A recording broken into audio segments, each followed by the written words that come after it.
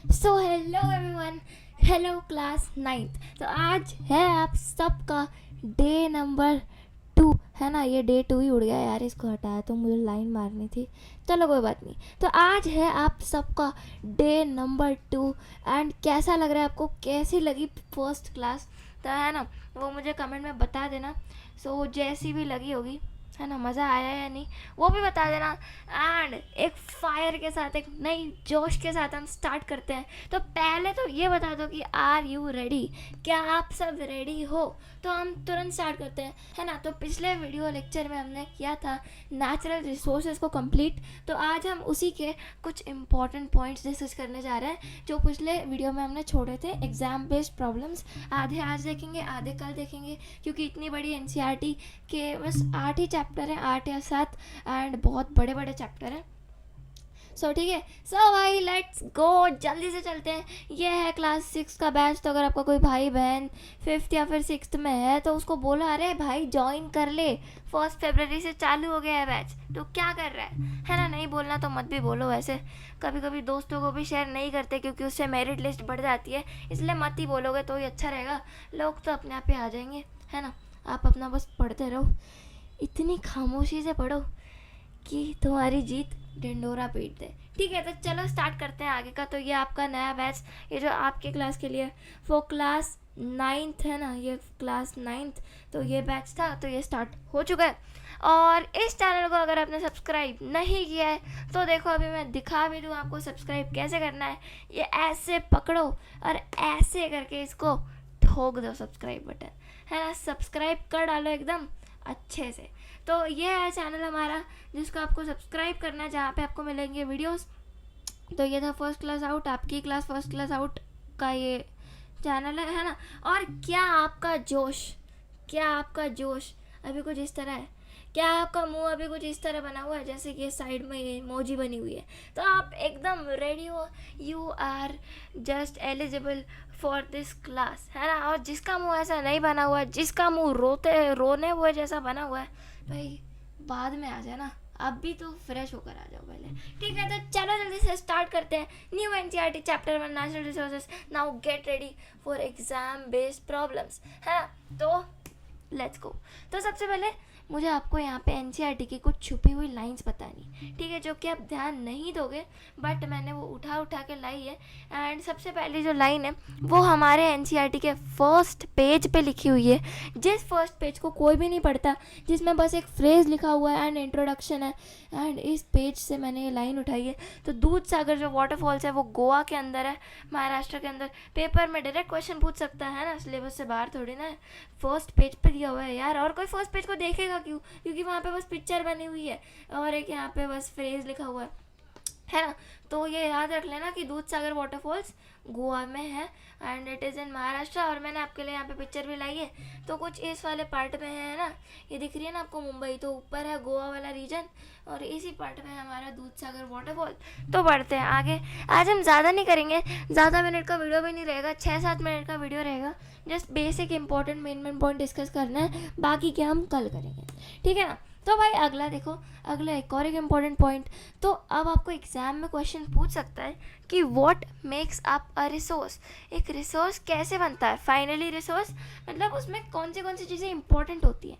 तो ये कुछ वो चीज़ें जो कि इंपॉर्टेंट होती हैं। एक तो रिसोर्स टेक्नोलॉजिकली एक्सेसिबल होना चाहिए। अरे इसका क्या मतलब है? अरे भाई हम चांद पर तो जा सकते हैं, पर अगर वो रिसोर्स मतलब अगर वो चीज़ प्लूटो पर रखी हुई है, एक व्यक्ति ऐसे प्लैनेट पर, प्लूटो तो प्लैनेट ही नहीं है, सोचो अगर वो चीज़ नेपच्यून पर रखी हुई है तो क्या कोई नेपच्यून पर जा सकता है? नहीं भाई। तो जो चीज़ हासिल ही नहीं की जा सकती, क्या वो एक रिसोर्स होगी? क्या वो हमारे कोई काम आएगी? नहीं, क्योंकि वो चीज़ हासिल ही नहीं कर सकते हम लोग, है ना। तो उसे हम रिसोर्स नहीं बोलेंगे। और अगर जो चीज़ टेक्नोलॉजिकली एक्सेसिबल है उसी को हम एक रिसोर्स बोलेंगे। फिर दूसरा इकोनॉमिकली फिजिबल। अरे भाई पैसे वैसे भी तो थोड़े होने चाहिए ना यार उस चीज़ को लेने के लिए। जो चीज़ पैसे में कम प्राइस की या हल्के कम प्राइस की, उसी को हम अपने काम का बोलेंगे। जैसे कि अगर लकड़ी, जो लकड़ी बेचने वाले हैं, है ना, जो लकड़ी लेते हैं, तो अगर लकड़ी आजकल अगर लकड़ी 100 रुपये की आने लगे तो क्या वो कोई उस लकड़ी को लेगा? अगर लकड़ी नहीं 100 रुपये की नहीं, सॉरी यार, अगर लकड़ी 1 लाख रुपए की आने लगे तो क्या उस लकड़ी को कोई लेगा? अरे कोई नहीं लेगा। इतनी सी लकड़ी का क्या करेंगे हम? दूसरी चीज़ यूज़ कर लेंगे। कोई भी नहीं ले पाएगा उस लकड़ी को, कोई अफोर्ड ही नहीं कर पाएगा, है ना? तो फिर वो हमारे कम काम आने लगेगी, हमारे ज़्यादा काम की नहीं रहेगी, हम दूसरी चीज़ें ढूंढ लेंगे। तो उसे इकोनॉमिकली मतलब पैसे वैसे में भी थोड़ा ठीक होना चाहिए यार, तो तभी तो वो रिसोर्स बनेगा, वरना वो रिसोर्स नहीं बन पाएगा। एंड नेक्स्ट, कल्चरली एक्सेप्टेबल, मतलब वो कोई गंदी वंदी चीज़ नहीं होनी चाहिए, वही है इसका मतलब। सो आई होप आपको रिसोर्स का मतलब समझ आ चुका होगा। आज की क्लास ज़्यादा लंबी नहीं है, जस्ट 5-7 मिनट की क्लास है, बस इतना सुन लो एंड हो गया। ये हमारा सेकेंड लास्ट या लास्ट पेज ही चल रहा है आई थिंक।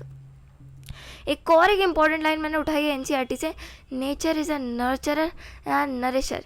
तो यहाँ पे आपको कुछ ऐसा fill in the blank type question आ सकता है कि nature is a dash and dash, तो कुछ ऐसे आएगा मतलब कि गॉड, गॉडेस, ऐसा कुछ करके आएगा, है ना? तो ये क्वेश्चन आपको डायरेक्टली आ सकता है फिल इन द ब्लैंक्स में। नेक्स्ट है ये जो रिस्टोरेशन, रीजनरेशन एंड रिनोवेशन, है ना? तो इसमें पूछेगा what is the difference between restoration, regeneration and renovation. तो भाई रिस्टोर करना मतलब क्या होता है पता है? आपकी कोई चीज़ ख़राब हो गई है एंड उस चीज़ को आपने वापस से अच्छा बना लिया, उसे बोलते हैं रिस्टोरेशन। एंड रीजनरेशन का मतलब क्या होता है? कोई चीज़ मतलब ख़राब हो गई और आपने उसको फेंक दिया और वापस से एक नई चीज़ बनाई, यानी कि आपने उसको रीजनरेट कर दिया। जनरेट का मतलब ही तो बनाना होता है, तो आपने उसको फिर से बना दिया। एंड रिन्यूएशन मतलब ये सेम ही होता है कि इसको वापस से बना दिया, तो इसमें कोई ज़्यादा डिफरेंस है नहीं, है ना? सो आई होप आपको इतना भी अभी तक क्लियर हो चुका होगा। And last, I think last page है ये, देखो, नहीं लास्ट नहीं है शायद से, पता नहीं, अभी देख लो यार, बस सुनते आराम से बैठे रहो, ज़्यादा टाइम की क्लास है नहीं, 5-7 मिनट की क्लास है, तो यही सुन लो। When natural resources benefit us, जब नेचुरल रिसोर्सेज से हमें कोई बेनिफिट होता है तब हम उसे बोलते हैं इकोसिस्टम सर्विसेज, है ना? कि हमारा इकोसिस्टम हमें सर्विस दे रहा है, तो वही है कि जब नेचुरल रिसोर्सेज हमें बेनिफिट करेंगे तो हम उसे सर्विस बोलेंगे। आई होप आपको इतना तो क्लियर हो चुका होगा। एंड शायद से ये क्वेश्चन आपने बहुत बार देखा होगा अपने स्कूल के एग्ज़ाम्स में, शायद से, पता नहीं अभी, बट ठीक है ना, हो गया होगा। आई होप आपको क्लियर। नेक्स्ट देखते हैं। नेक्स्ट है, हाँ ये बड़ी इंपॉर्टेंट बात है, ये आपने नहीं देखी होगी, पक्का है, फॉर श्योर आपने नहीं देखी होगी। Trees give out 275 litres oxygen every day and humans take 350 litres oxygen per day. ठीक है, जो ट्रीज है ना वो 200 मतलब 75 को क्या बोलते हैं यार, छोड़ो रहने तो, 275 लीटर ऑक्सीजन देते हैं हर दिन में। एंड हम जो इंसान है 350 लीटर ऑक्सीजन ले लेते हैं। तो सोचो अगर हम पेड़ काट देंगे, एक पेड़ काटा मतलब हमने 275 लीटर ऑक्सीजन ख़त्म कर डाला। तो सोचो भाई हम कितनी बड़ी काम कर रहे हैं, और हम सांस ज़्यादा लेते हैं। पेड़ जो एक दिन में कर सकता है हम उससे ज़्यादा ही सांस लेते हैं, बट हम फिर भी पेड़ को काट रहे हैं। तो भाई सोचो ये कितनी बड़ी प्रॉब्लम है। तो आपको ऐसा नहीं करना चाहिए। जो भी आप एक पेड़, अगर कोई भी कुछ भी करो ना पेड़ से रिलेटेड, तो एक पेड़ तो एटलीस्ट प्लांट करना ही चाहिए। नेक्स्ट आई थिंक ये लास्ट स्लाइड है, दिया है कावेरी रिवर, जो कि आपके बुक में बहुत बार मेंशन की गई है। एंड ये है तमिलनाडु के अंदर, ये इंपॉर्टेंट हो सकती है एग्जाम में। और तमिलनाडु से ही रिलेटेड यहाँ पे एक एरो करके बताया कि यहाँ पे एक डैम आता है तमिलनाडु में, जिसे हम बोलते हैं मेट्टूर डैम। ठीक है, तो ये डैम तमिलनाडु के अंदर है, तो ये आपको ध्यान रखना है। एंड मुझे लगता है अब ये आपका ख़त्म हो गया होगा, तो थोड़ी साफ़ सफाई कर लेते हैं, है ना? एकदम क्लीन रहनी चाहिए ये PDF। तो आज के वीडियो में इतना ही था। तो कैसा लगा आपको ये वीडियो? 5-7 मिनट का वीडियो था, जैसा कि मैंने आपको बताया था, बस 9 ही मिनट हुए एंड 9 मिनट के अंदर हमारा वीडियो हो चुका है ख़त्म। आई होप आपको ये वीडियो पसंद आया होगा। एंड इसके अंदर जो मैंने पॉइंट बताया ना, सच्ची मुझ भाई बड़े इंपॉर्टेंट पॉइंट है, नोट करके लिख लो, एग्ज़ाम में आएगा ही आएगा इसमें से एक ना एक क्वेश्चन तो। ठीक है, अगले वीडियो में हम इसी चैप्टर से रिलेटेड कुछ और इंपॉर्टेंट पॉइंट्स करेंगे। एंड इसके बाद एक चैप्टर होने के बाद हम सॉल्व करेंगे PYQ। ठीक है, और फिर बाकी सारे सब्जेक्ट्स का भी हम धीरे धीरे करेंगे स्टार्ट। तो आई होप आपको मज़ा आया होगा। एंड प्लीज़ सबसे पहले तो इस चैनल को सब्सक्राइब कर लेना, है ना? ठोक देना एकदम से बटन को। एंड आज के वीडियो में इतना ही, मिलते हैं नेक्स्ट वीडियो में, तब तक के लिए बाय।